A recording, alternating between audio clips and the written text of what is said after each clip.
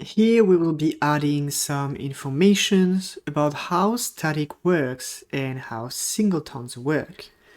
First, let's talk about non-static properties and methods. The thing is that usually in an object, we use non-static properties and methods because we want each instance to have its own version of the properties and the methods. It is actually important because it allows different objects to have different behaviors and have different values. We will see that in the example. The concept of a static property is to make sure that all the instances of a specific kind of object share the same value for this static property or method. Here we can look at a specific example with, for example, a label.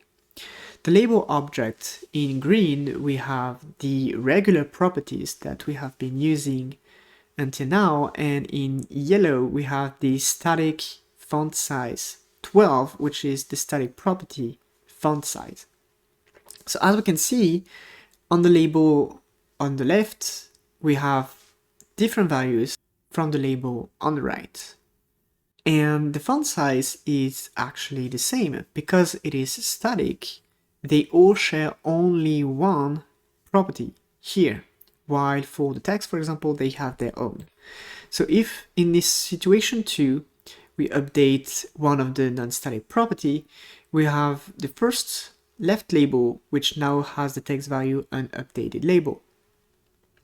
Since it is dissociated from the text value of other labels, the other label is still another label. Now, if we change a static property and we decide to change the static font size of the right label, the font size of the left label will update in order to mirror this new behavior because they share the same variable and same property. There are not two different boxes, there is only one box. And this is how we can create global access and singletons with those properties. Because all instances share the same property, any instance can reach its value. And this includes the blueprint. So it means that even if you have not instantiated any object, you can still reach the static variables and the static methods, because since there is only one in the project and it already exists because of the blueprint, then you can find it because there is only one. The unicity here allows you to find it. So the situation is that we can store the reference of an instance within a static property of the object. And this is how we create a singleton. Because by using any instance of that object, and here we are choosing the blueprint, we can return the reference of the singleton in the active instance. Here let's look at the implementation of the singleton pattern in Godot. In order to implement a singleton pattern in Godot, you first gotta make sure that your class has a name. Because in order to create the reference, we need to type it with the type of the class that you're making a singleton of.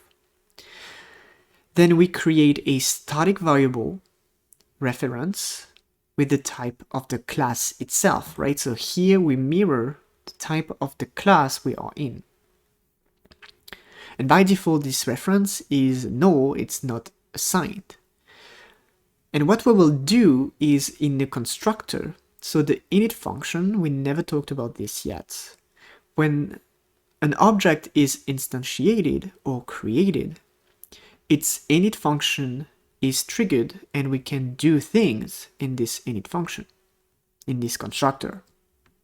And here, what we do is that we do check if the reference, the static reference, is null and not assigned, and if that is the case, if it is null and not assigned, then we will assign to this reference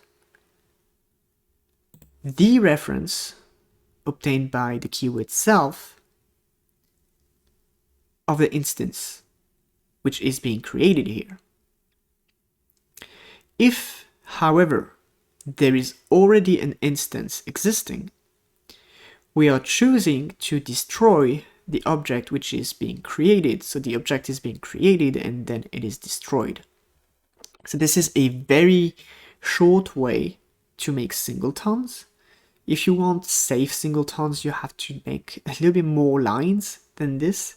But this is just more than enough to start working with singletons, which allow you to create objects that once they are created, they are tagged as being unique in the game or the program.